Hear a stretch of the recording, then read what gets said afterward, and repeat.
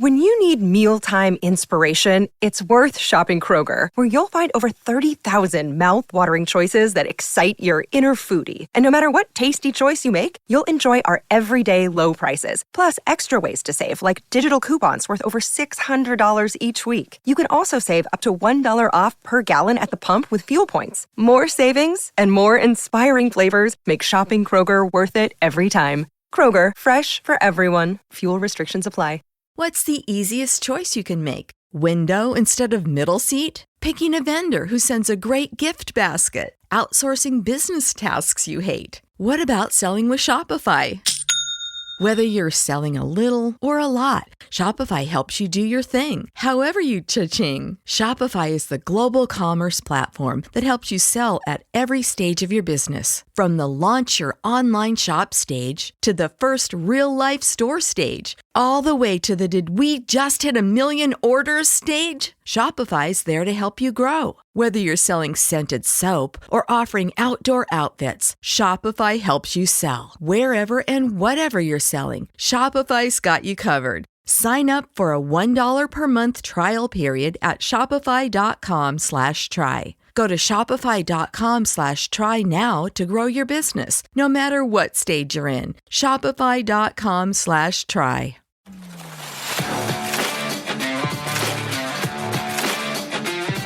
Hey everybody, this is Matthew Soltesiak, and you're listening to Not the Same Old Lions podcast. This season, it's all grit.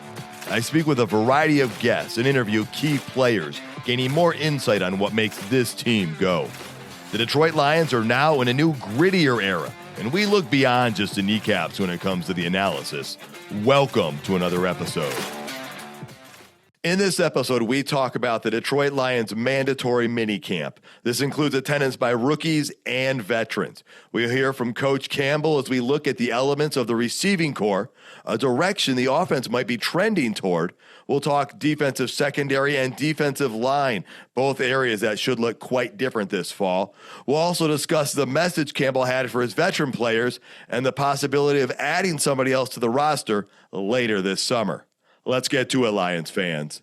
This is Jason Gabenda with the Detroit Lions, and you're listening to Not the Same Old Lions podcast. Today, I'm joined by not just one, but two guests. They are both regular and familiar guests to you all. First up, we have Coach Jerry Angers, named Michigan High School Coach of the Year, as well as Coach of the Week by the Detroit Lions. He's also mentored numerous players at the college level and some all the way to the NFL. Coach, good to have you here. Great to be here, Matt, as usual.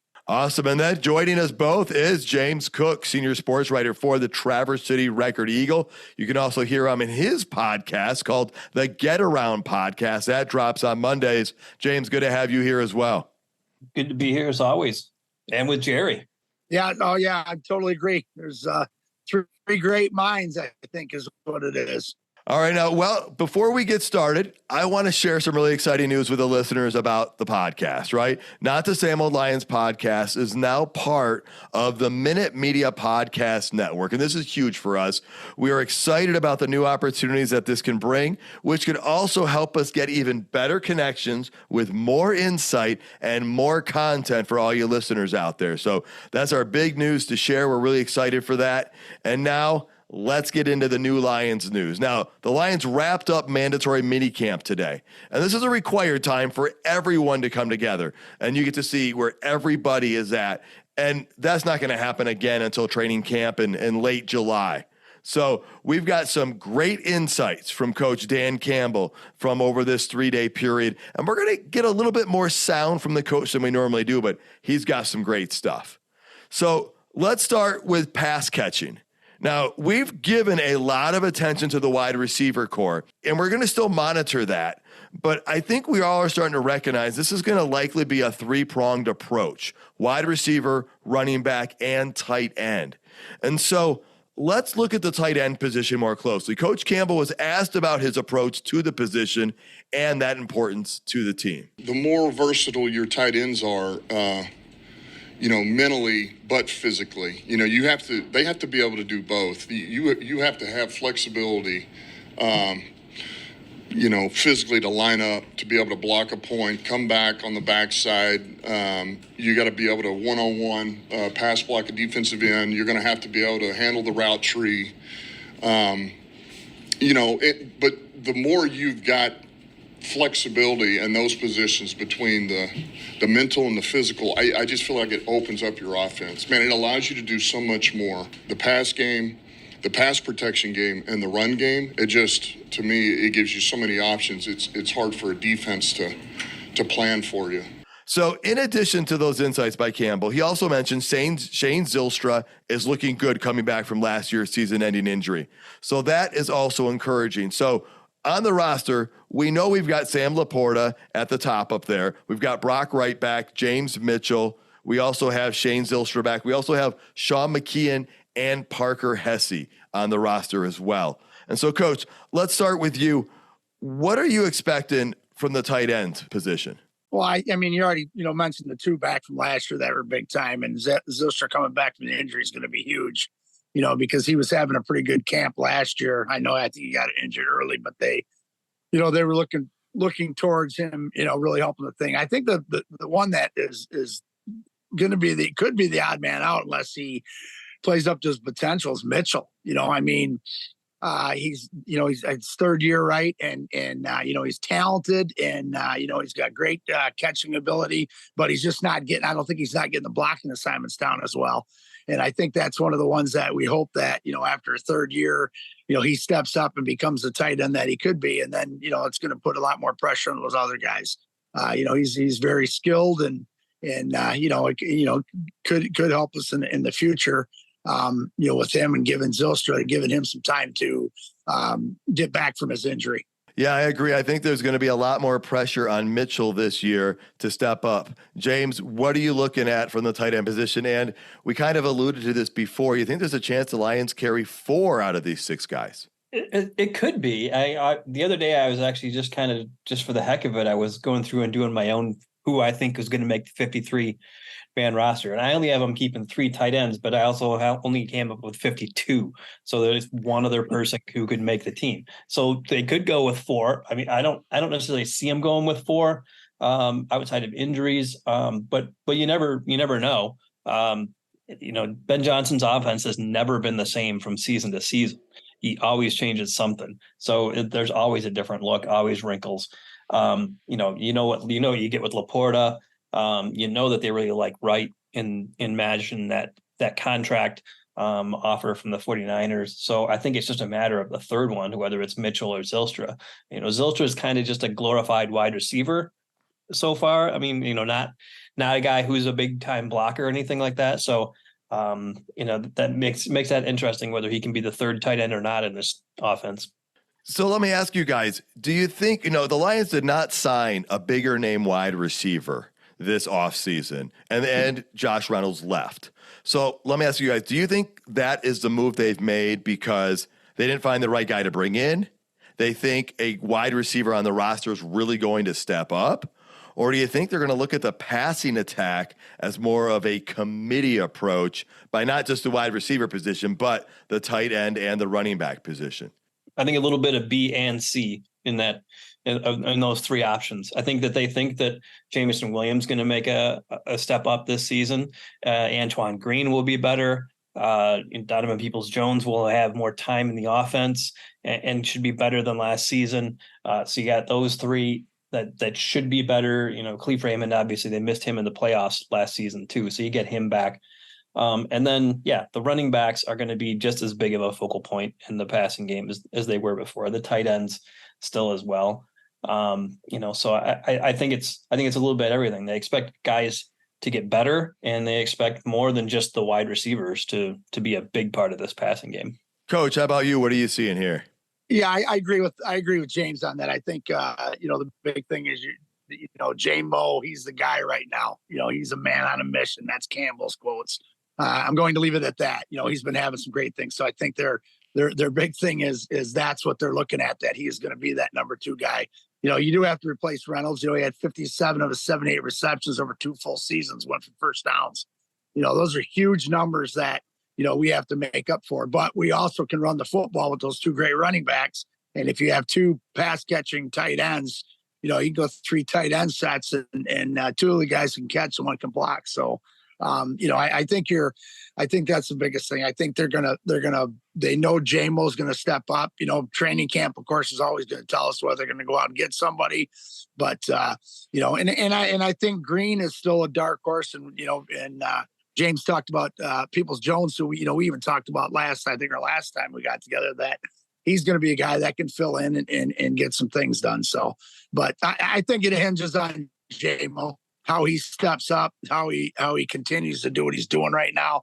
I know that those corners are beating him up pretty good, and he's making some great catches, consistent catches, as well as flying by people. So he had a great 3 days. So that's a great sign. Well, and you guys talked about how the offense could look different from Ben Johnson year to year.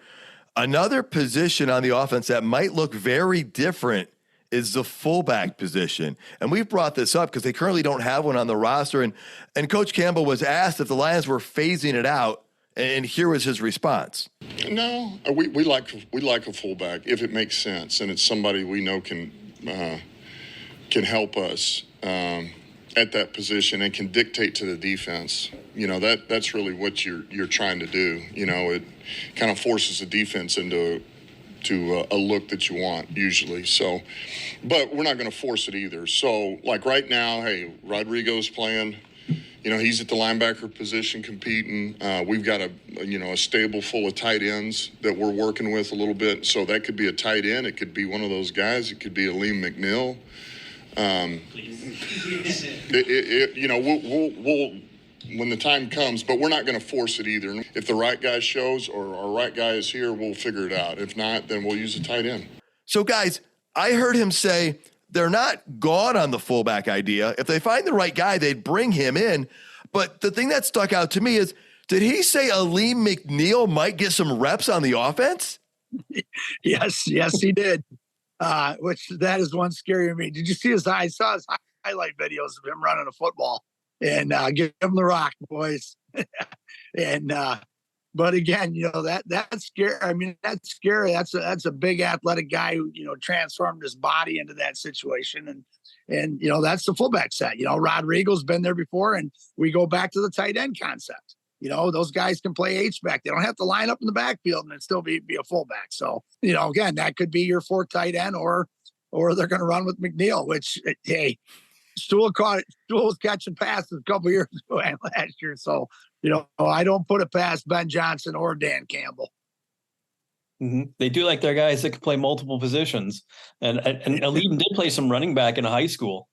It was just amazing as how big of a human being he is. But I mean, he's used to knocking into 300-pound guys on plays, playing defensive end. So I think a 240-pound linebacker is going to be nothing for him.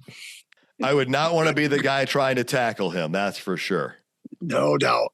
I think another guy who could possibly play a little bit of fullback if he makes the team would be Steele Chambers, the free agent linebacker from Ohio State. He played running back a bit at Ohio State. And is a pretty decent sized linebacker. So I could see him being somebody who could be a fullback in a pinch too. Yeah, that's a great call on that one. And he can play special teams and play fullback. He's got a chance to be that 53rd guy you were talking about, James. Mm-hmm. Well, and again, we look at that versatility. If it comes back to even using a tight end in there, if they don't have a true fullback, or bringing one of those linebackers or defenders over, we're talking about versatility here again, maybe, right? I mean, the tight end helping with the fullback. I mean, all three phases helping with the receiving. This is almost like that secondary flexibility, but they're doing it on the offense. I mean, we have Jamison Williams running the ball. We have running backs catching the ball. They call Khalif Raymond the Swiss Army knife. It's like they're taking that concept from the secondary and applying it to the offense now. Yeah, I agree. We didn't talk about the kid from Utah either. He's another one that, the safety, running back, can he play that?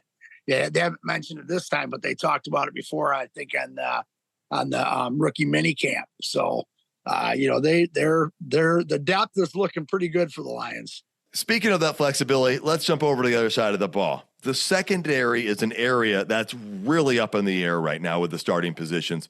Coach Campbell was asked about it. Here's what he had to say about it being a wide open fight right now. It's a great place to be in. It's a great place to be in. We have so many options right now, so much competitiveness. AG and we're talking about it again. AG and I were the other day, and Brad and I are talking about it every evening. I mean, it's like I mean, the talent level, the competitiveness, the versatility. Like, honestly, we have no idea who our starting lineup's going to be right now, and it's exciting. It's so good. Like, there's no telling who's going to be our outside corners, who's going to be our nickel, who's going to be our safeties. I mean, this thing is wide open across the board, and it's going to be great to let these guys compete and just go after it and see who goes and is going to be the most reliable guys for us, most dependable. So it's exciting. Guys, many people presume Davis and Arnold are going to be on the outside. But with so many pieces, it's actually got to be somewhat unknown to see how it's all going to play out. James, what are your thoughts on that right now? And it's a great position to be in. The defensive coordinators are going to have to guess which corners are going to be on the field from play to play, and and have to adjust to that. You can put Rakestraw at the nickelback, then that allows you to move Branch back to safety if you need to, or play an extra dime guy. They have so many ways that they can mix and match in the secondary now, that it's just going to be interesting to see what Aaron Glenn can come up with to play chess with those guys. Now, this has arguably been the most talented crew that Aaron Glenn has had going into an off season with all of these additions. Last year, there was quite a bit of talent. We had some injuries and things happen. But Coach, we probably shouldn't be concerned that they don't know who the exact starters are due to the influx of talent. But talk about what you see here with all these additional pieces. James said the same thing. I mean, they're going to be, Glenn's going to have it at his disposal in his hands that he can pick anybody he wants to and go certain packages in certain situations. And I'm sure they're going to be in a situation where some of these guys I think are going to start by what personnel they're going against in the offense, whether it's a bigger wide receiver or smaller wide receiver, quicker wide receiver. They're going to be in great shape to be able to man up those guys. He wants to play man coverage. We know that. That room last year, that was one of the scariest rooms on the team, could become, I don't want to say it is right now, could become one of the best. So, the depth in that is going to be just fun to watch. And I think it's going to be an offensive coordinator nightmare, because they're going to have to figure out who the Lions are going to put on the field every week to defend them. And, that takes time when you got to break down film on 7 different guys that can play defensive back, safety, nickel, and corner. Coach, you said it's going to take time for other teams to break down the film on the Lions with all these different looks. Let me ask you this, though. With the Lions getting so many new players in, what's it going to take for them to gel as a secondary and learn to work together and kind of trust each other and feel the vibe from each other? Baby steps. What I'm saying by that is, like Branch last year, the one game they only used Branch as nickel and they only brought him in certain packages. Glenn did a great job of taking guys and taking their strength and only using their strength in certain situations, not putting everything on their plate. With the veteran corners coming in, you can put a ton of stuff on their plate because they've experienced everything. And with the younger guys coming in, they've only, they're going to experience things week in and week out. And, training camp's going to be huge for them. But I just don't. They're not going to put Arnold in there and say you're in every play back, corner, unless he and Rick is still the same thing. I think James had mentioned him being in the slot corner. And, now you got Branch, who's going to be a second-year guy where you can move him around because he's experienced in defense. So I think I'm going to say it again, baby steps. They're going to take these guys and put them in, and they're going to take their strengths and they're going to use their strengths and they're going to coach up their weaknesses until they're every down players. So I think what a great thing for Aaron Glenn and the Detroit staff to be dealing with right now is all of these integral pieces that are going to make this one. I think could be. I don't want to say is going to be. Could be one of the best defenses in the league. Mm-hmm. Yeah, and if they got those corners, if they're doing what Aaron Glenn wants, which is play man defense, they don't have to worry about what anybody else is doing. You just stick to your guy. For sure. Now, James, is there a newcomer that you are high on that you're like, I think this guy might emerge and be one of the more impactful guys in the secondary? And then you also have some thoughts on the flexibility on the linebacker and defensive line. I'd love to hear that as well. I mean, I think Arnold obviously is the guy who I think you could see stepping in and eventually becoming a shutdown number one type of corner. I mean, I think Derek Barnes gave him the nickname Sub-Zero already. And then, in camp so far, they've been using Barnes as an outside rusher at linebacker, which is kind of more what he did at Purdue than what they've had him do with the Lions, which is kind of play more in the middle. And Jack Campbell has had, picked off Jared Goff twice in camp in the same day. That was something we really didn't see out of Campbell last year. He kind of at times struggled in pass coverage a little bit. So if he shores that up, I mean, that linebacking crew gets even more dangerous. Coach, how about you? Any thoughts on the linebacking crew before we move up to the defensive line? Yeah, I totally agree. And that's one of the things they had said, that, all the linebackers are able to play all three positions, which is scary. And then, because we still have Maven that came in and played great for us last year. I mean, and I'm going to tell you, I'll bring up Betts again, the kid from the CFL. They're dropping him in pass coverage. I mean, Campbell said that he can run and he's smart. And those are things that are, intriguing, and we still got Houston. So, I mean, again, those are slash outside DNs, but they're also going to drop back into coverage. So it's going to be fun.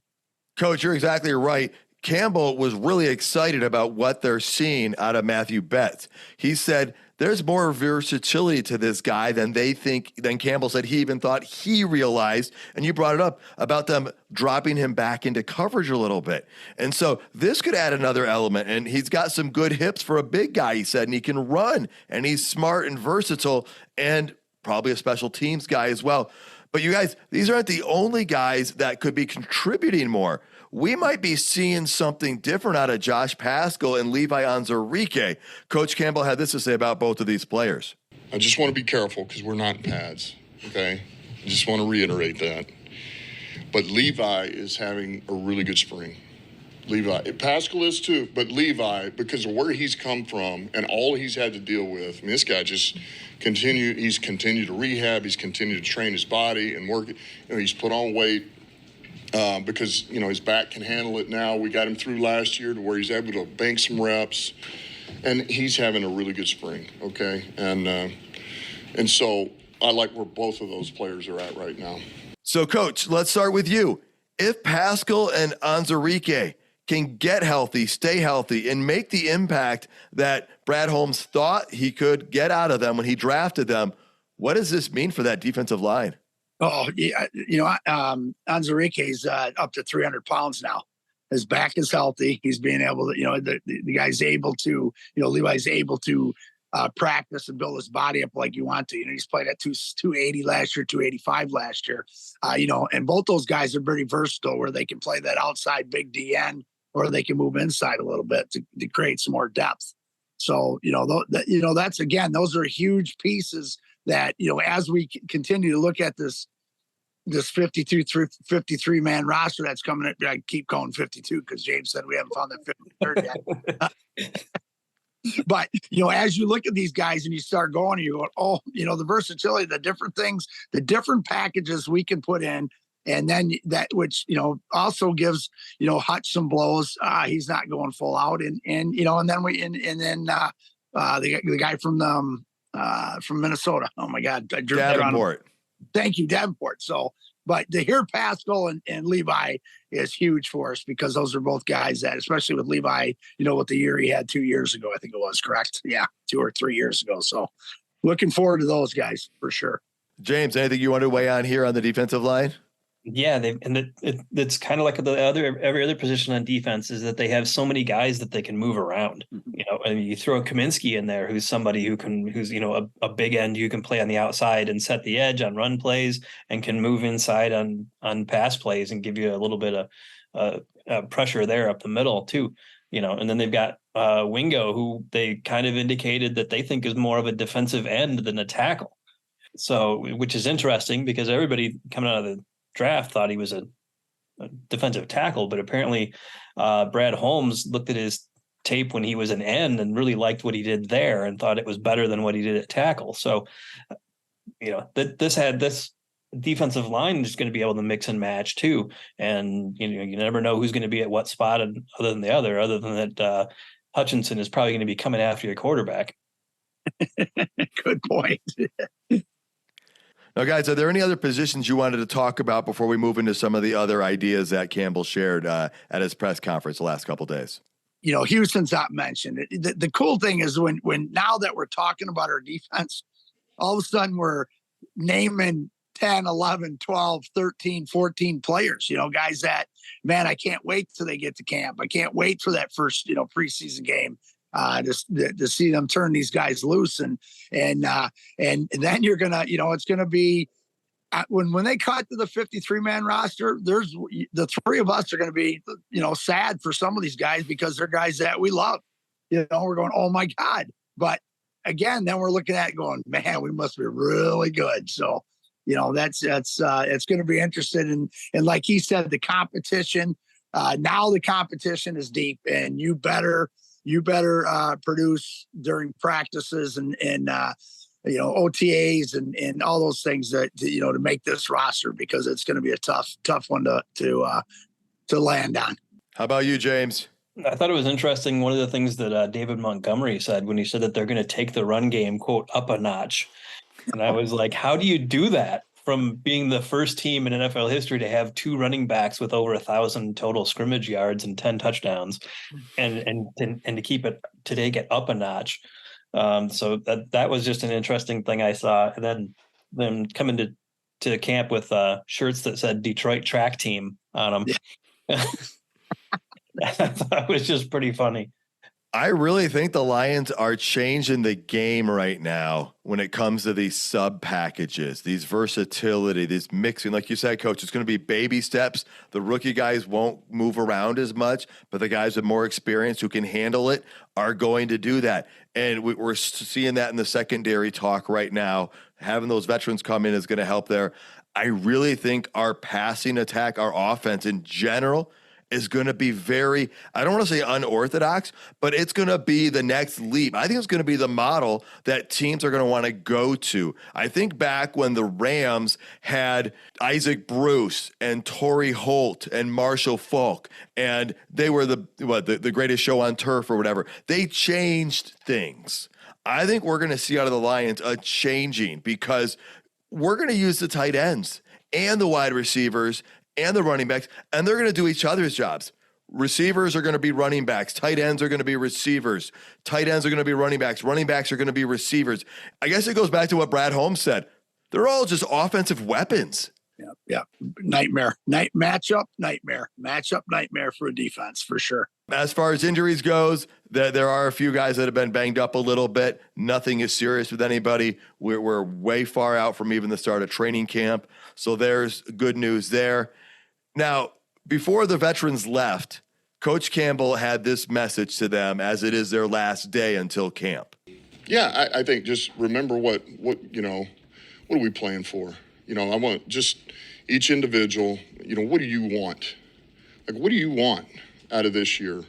What do you want it to look like when we're sitting here and it's February? Like, where is your mind? And so think about that, and let's work backwards from there. That'll be the message.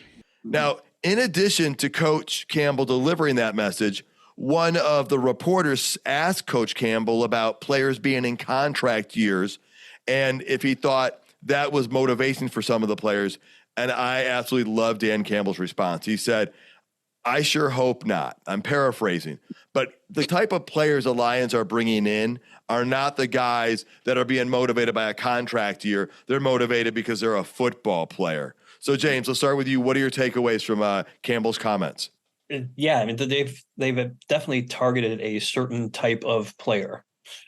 And, that's a player that's a hard worker and has a great work ethic that's willing to study, and all that. And, some of the guys that they brought in were guys that I think it was Vaki who came in when they did his second interview with him, and he brought in like a playbook basically that he had made up of him studying the Lions offense, like to their second meeting that they had with him. And like they were kind of blown away by him and then ended up drafting him. But yeah, that's just the kind of player that they're bringing in, is guys who love to eat, breathe, and just live football.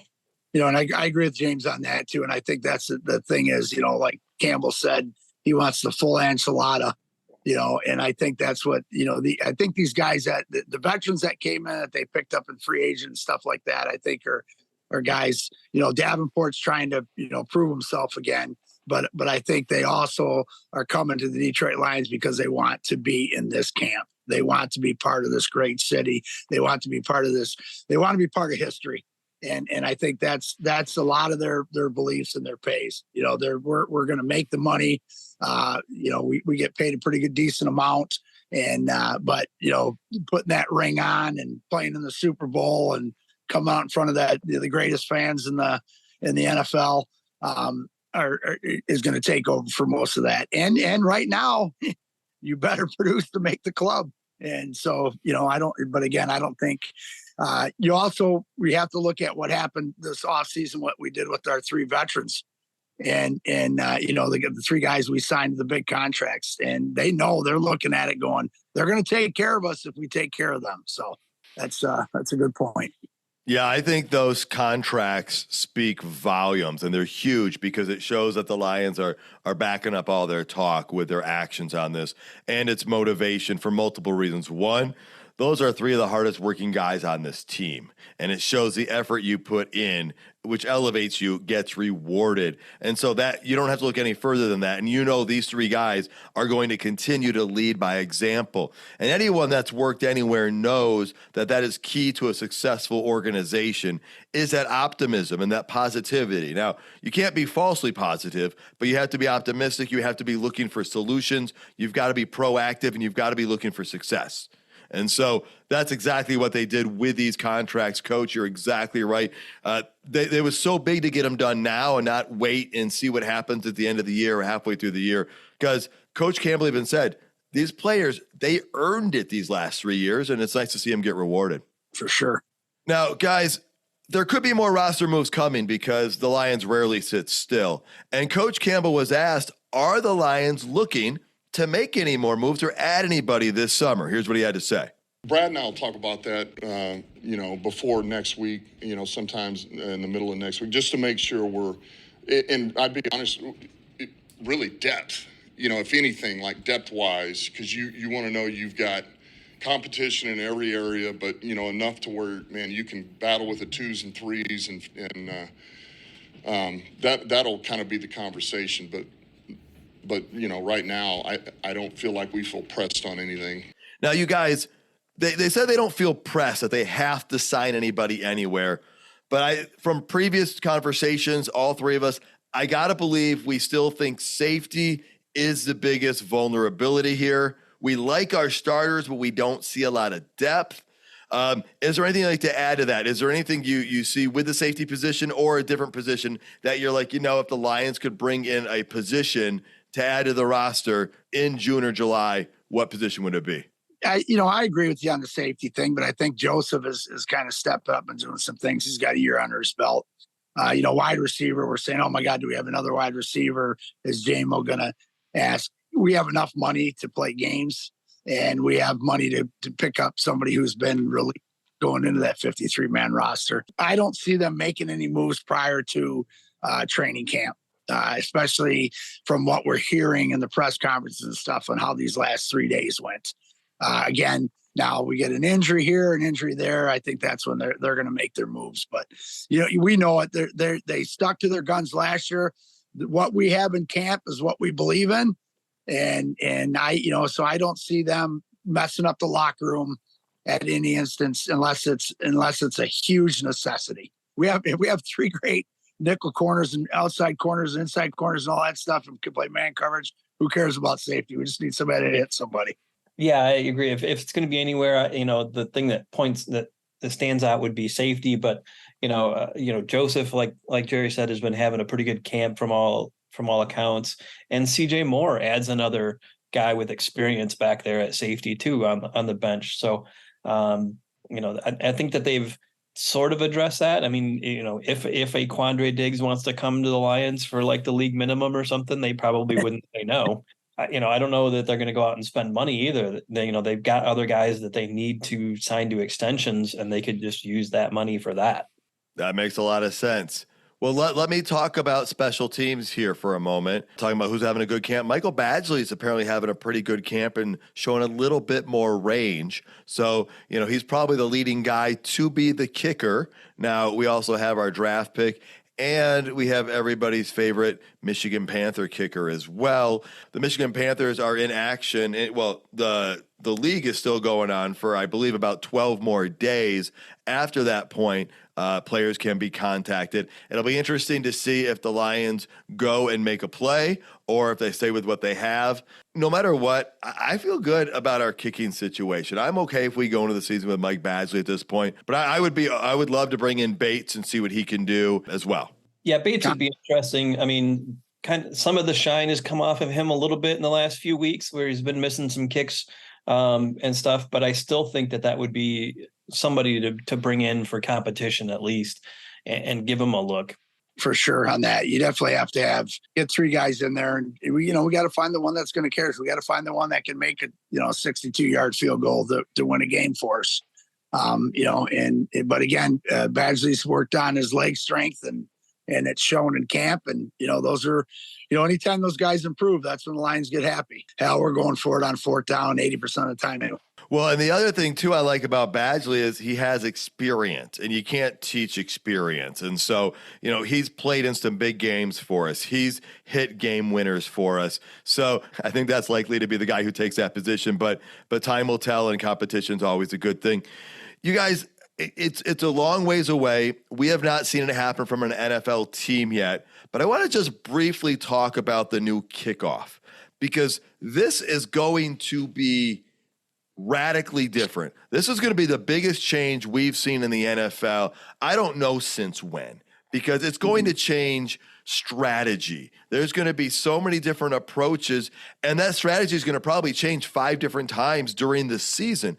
I've heard some teams talking how they don't even know if they're going to use a traditional kicker to kick the ball because they got to play defense too. And do you want to expose your kicker to potentially trying to make a tackle with this different format? Coach, I'll start with you. Have you seen much of this from the other league that was running it? Do you have any thoughts? Have you heard anything coming out of camps out of it? Because all I do know is this: the Detroit Lions have told people they can't talk about it because the Lions are trying some stuff and they're trying to keep it under wraps.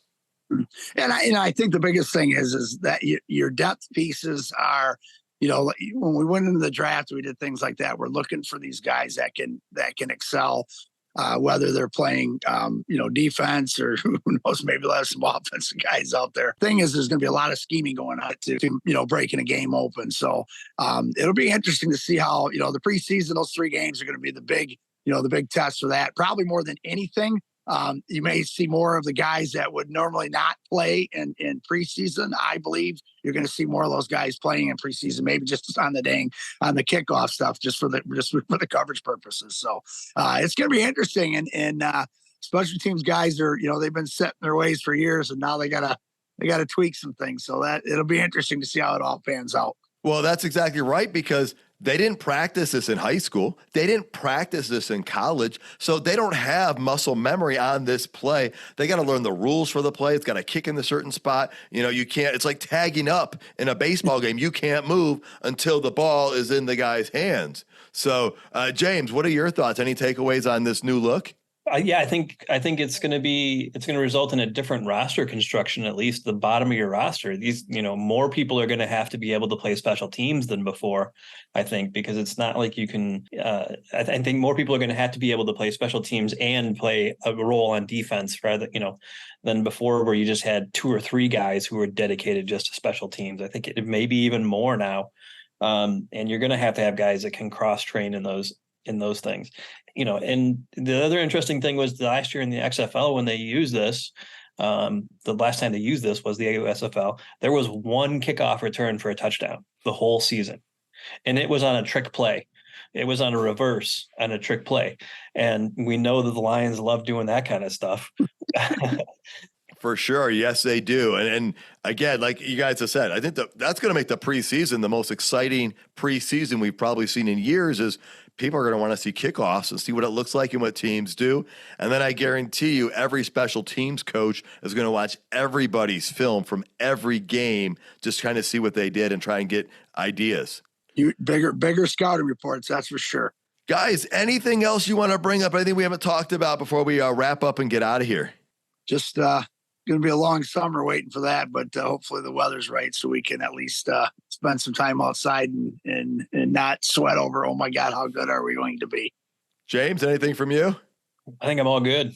This wraps up mandatory minicamp for the Detroit Lions. Now, they've got 3 more one-day sessions of OTAs next week. Those are not mandatory. And again, we said this in the last show, we are entering that slow period. And now after this, it does get really slow. So if anything comes up, we will get back together. We'll put a show together. But otherwise, it gives us that rest, that little relaxation, so we can appreciate it when it comes back here at the end of July, early August. So enjoy the warm Michigan weather. Enjoy the Michigan summer, folks. Thank you so much for tuning in. Jerry, James, thank you both for being here. Folks, you can find more episodes and content at notthesameoldlions.com. If you're listening on YouTube, please hit that like button. While you're at it, tell your friends about the show. Please subscribe regardless of your listening platform. And until next time, stay gritty, my friends.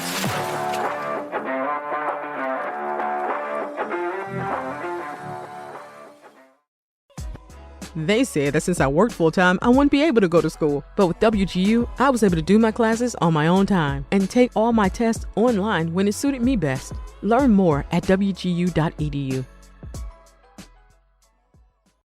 When you need mealtime inspiration, it's worth shopping Kroger, where you'll find over 30,000 mouth-watering choices that excite your inner foodie. And no matter what tasty choice you make, you'll enjoy our everyday low prices, plus extra ways to save, like digital coupons worth over $600 each week. You can also save up to $1 off per gallon at the pump with fuel points. More savings and more inspiring flavors make shopping Kroger worth it every time. Kroger, fresh for everyone. Fuel restrictions apply.